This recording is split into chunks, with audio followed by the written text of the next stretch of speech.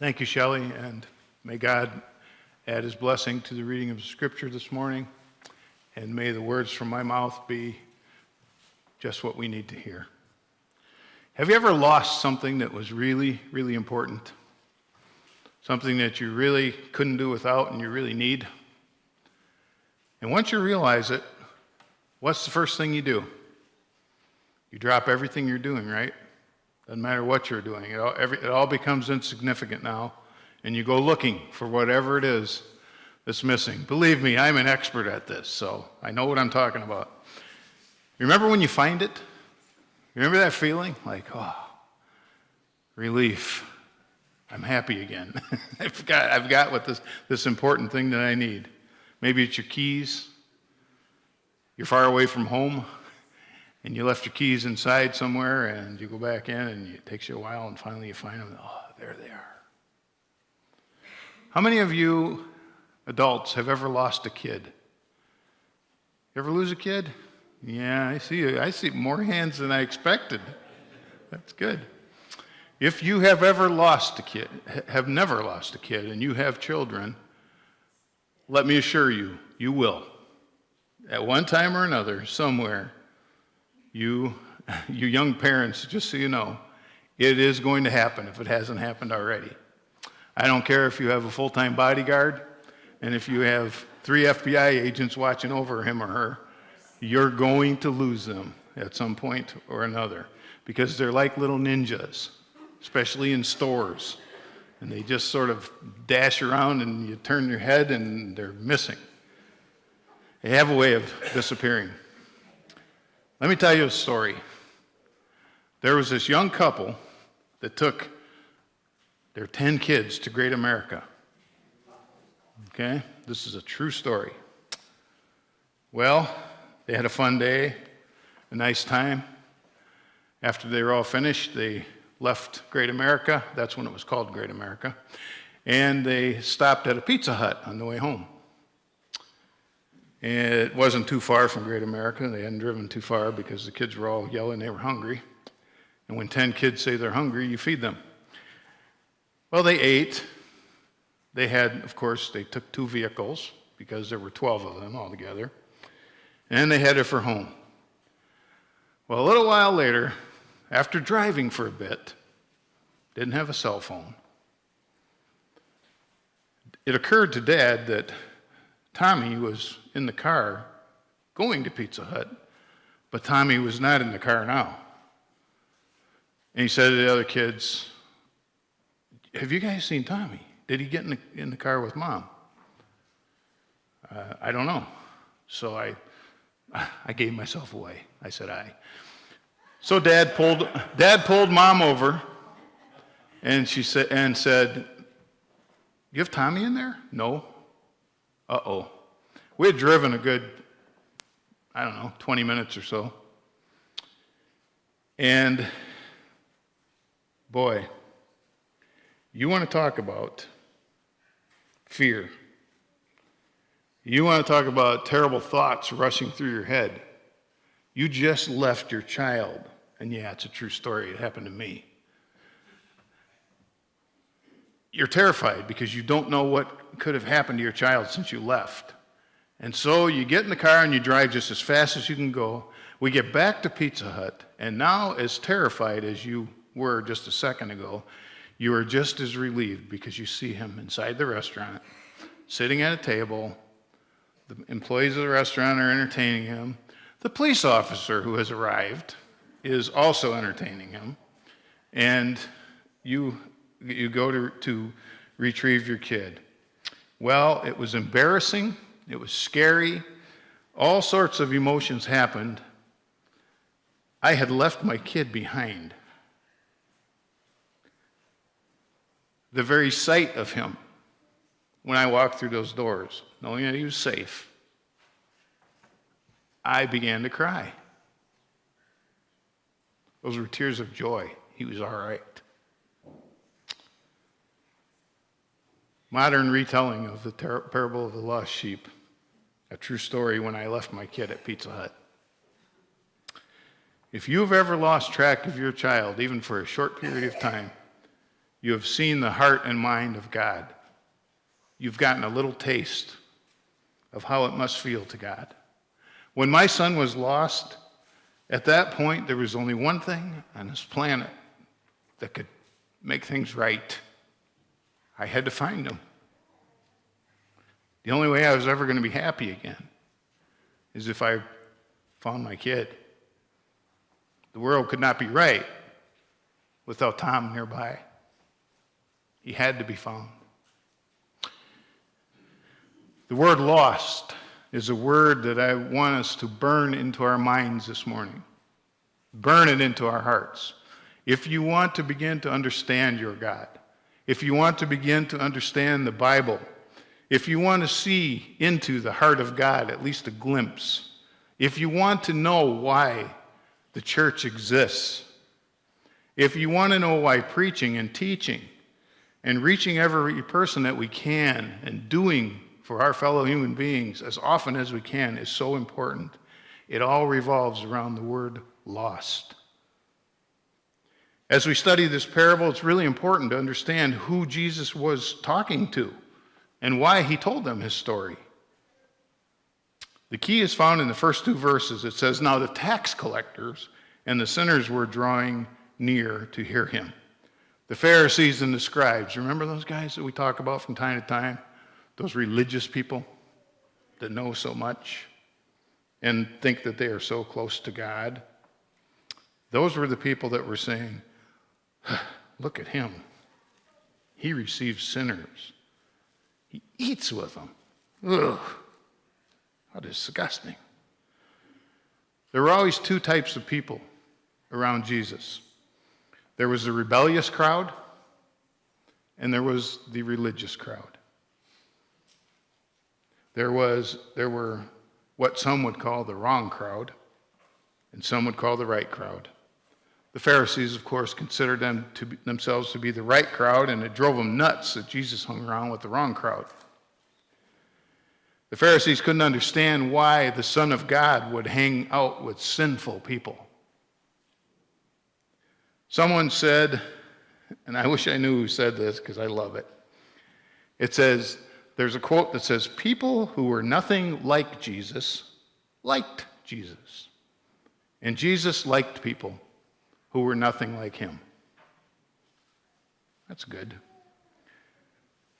The sinners, we're all sinners, aren't we? But those people who would be considered sinners by the religious crowd would come to hear Jesus. And the Pharisees the religious people would get in Jesus' ear and would criticize him. They didn't understand him, and the reason that they didn't understand why he hung around with sinners is because they didn't see sinners the way that Jesus saw them. And they didn't see themselves as sinners either. They saw sinners as losers, but God sees sinners not as losers, but as lost. When you see a person and you think to yourself, they just seem to be so far from God. The same way that you see a child who is lost, it will totally change your attitude and your priorities if you're a follower of Jesus toward that person, if you think of them as lost rather than of sinners.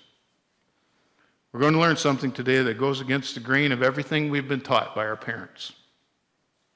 Before I say this, I know that you have to be careful who you hang around with. We know that, right?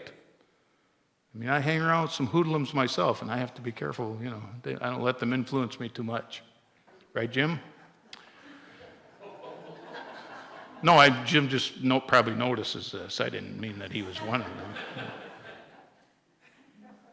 But you do. You have to be careful who you spend your time with, and if you hang out with the wrong kind of people, seriously, you've got to be mature enough to make sure that you're an influence on them rather than them being an influence on you. Where we've all been told all of our lives, don't hang around with the wrong crowd, here is what we're going to learn today. It is not the job of those who think they're in the right crowd to look down on people that they think are in the wrong crowd. It's the job of the right crowd to look for the wrong crowd. And if the right crowd has been found, then the wrong crowd is still lost. Jesus tells a parable to show us how we should think of people who we might consider lost.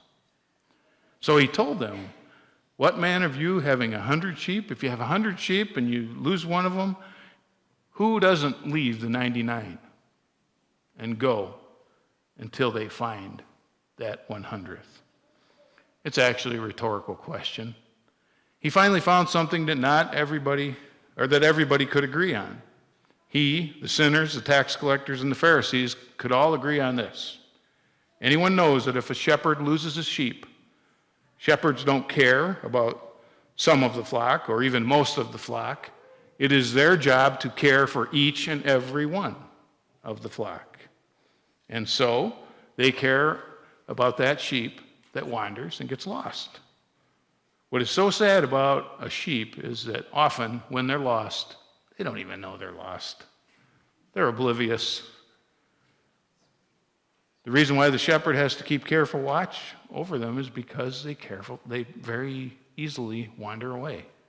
They're just not always thinking about what they're doing. They're just wandering and eating, and they smell some more good grass, and so they eat that, and then they move on to the next patch.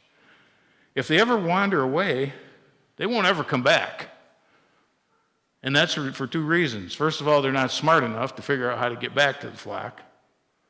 And then, what is even worse is that they don't even know they're lost. So why did the shepherd go to look for the sheep? Because it bothered him. It bothered him that one was lost. How did they know they were lost? Because how do you know a sheep was missing? How would he know if he had 100 sheep if one was not there? Because he counted them. He kept count of his sheep. A good shepherd would know and would count periodically and make sure that all of his sheep were there. I just shake my head when I hear people say, I don't know why the church is so concerned about numbers. Well, I admit that sometimes we do get a little bit too concerned about numbers. How many people are sitting in the sanctuary or how many people are on YouTube, and myself included. But on some level, we should be concerned with numbers because each of those numbers represents a person, and it's our job to be concerned about people. If you care about people, you count them. When I see someone missing on Sunday morning here, I not only wonder where they are, but I try to do my best sometime during the week to follow up with them and make sure that they're okay. That's part of being a shepherd. That's what you do. To everybody else in the community, one lost sheep probably wouldn't be a big deal, but it was a big deal to that shepherd because it was his sheep. When a family stops attending here, when suddenly we don't hear from or see them in a long time, it concerns me. And it concerns other people who are in leadership position in this church. And it should be that way. And if we only had 56 people in church this morning because we know that 57th is not here, then it's our job. It's my job as a shepherd to find out what's going on and to follow up and care for that person. So numbers are important. Secondly, we should focus on our concentration on people who are lost. Notice once again what the shepherd says. If he has lost one of them, doesn't he leave the 99 in the open country and go after the one that's lost until he finds it? I read a story about a little girl who lived at the edge of a big forest, right? And one day she wandered off into the woods to explore and play. But after a while, she lost her bearings. She became lost. She couldn't find her way back home. It was getting dark. She was getting scared. She began to scream and cry and weep until finally she gave up and laid down, hoping that somebody would find her. Well, of course, it wasn't too long before her father came along and found her there. He had looked for a couple of hours, calling out her name. And then he saw her laying there, comfortable, on a patch of grass. He called out her name once again. He ran over to her as fast as he could. She woke up. She jumped into his arms, hugged him, kissed him, and said, "Daddy, I'm so glad I found you." Truth of the matter is, Dad found her. The truth of the matter is, we don't find God. God finds us. We're the ones out there wandering, and God finds us.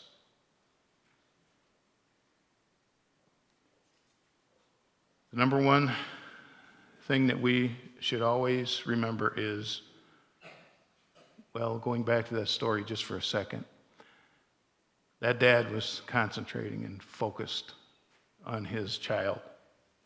He's always focused on us. The number one thing that this church must always guard against is the tendency to focus inward and the tendency to forget about the neighbors around us on the 99 rather than that one that might be out there and might need us and might need God. Finally, we should celebrate. Yes, celebrate when lost people are found. The shepherd does something that would have most of us scratching our heads. He throws a party. It says in verse 6, when he comes home, he calls together his friends and his neighbors, and he says, "Rejoice with me, for I have found my sheep that was lost." Imagine the shepherd throwing this big party, and all of his friends and his neighbors come. They have no idea what they're celebrating. And when they all get there, before they sit down to eat and to drink, he points to this one little lamb and says, "See that little sheep right there? He was lost, but now he's found. Let's have a party." Just one sheep. Yeah, he had 99 others, but that one mattered. Losing one sheep mattered. It's just the cost of doing business, right? You lose one once in a while, right? Wrong. Lost people matter. They matter to God, and they ought to matter to us. When Jesus says something after that that's a punch in the gut to those self-righteous Pharisees, here's what he says. There will be more joy in heaven over one sinner who repents than over 99 righteous people who need no repentance. Think about that. Every time one person repents, every time one lost person is found, every time we go out and we do what we can to minister to someone and God has brought them back to the fold, it's party time because someone else just got found. Just got found. Ooh. My wife's an English major. I shouldn't be talking like that. She was an English major. Now she's a counselor. She's smarter than I am. Can you just hear the angels up in heaven as they look at God? All of a sudden, when that person has returned and has come back to God, God is probably throwing a party and the angels are saying, "This is great. What are we dancing and singing and celebrating?" And God says, "Somebody else got found." Nothing makes God sadder, I don't think, than people who are lost. Nothing makes God gladder. Boy, I'm really using the words this morning, aren't I? Nothing makes God more glad. I like gladder better. Than when most people are found, when those lost people are found. The Bible never says that God throws a party when we throw an extra $20 in the offering plate. The Bible never says that God throws a party when we reach our budget. We just do that ourselves, and we should. The Bible never says that God throws a party when we pay off a debt.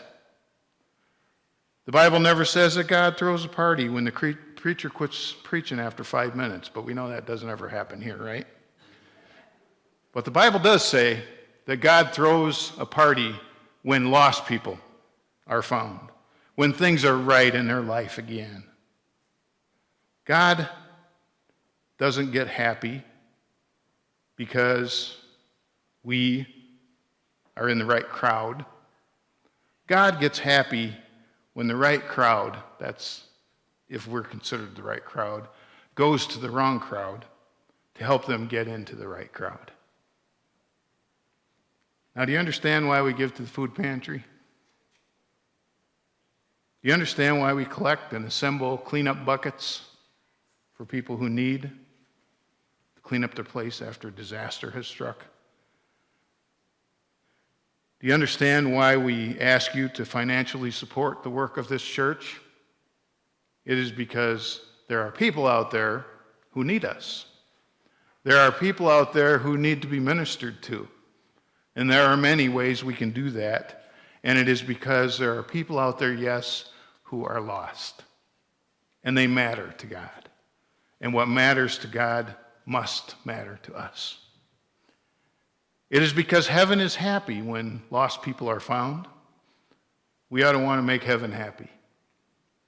The most important question a church ought to be asking itself every single week is not how much will it cost, though we've been asking that question lately with the need for a new roof, or will everybody like it, or if we do this, will it make someone uncomfortable?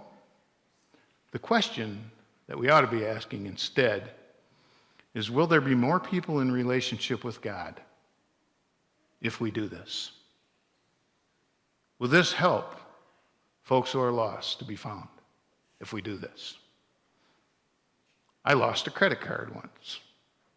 When I lost my credit card, I forgot about all my other credit cards. And I went looking for that credit card, and I focused my complete attention on that card that I didn't have. I didn't call all the credit card companies of the cards that I still had in my possession and say, I was just calling to let you know I still have your credit card. No, I got right on the phone and I called that credit card company and froze that card so that bad things wouldn't happen. I reported that card missing. One soul, one life, one human being is worth more than all the money in the world. God has called us, his people, to go to those who are lost and do what we can to help them and to minister to them and to bring them into the fold. When we do, that pleases God. When we do, that makes heaven happy. May we strive to make God and heaven a happier place because of what we've done here on earth. Amen.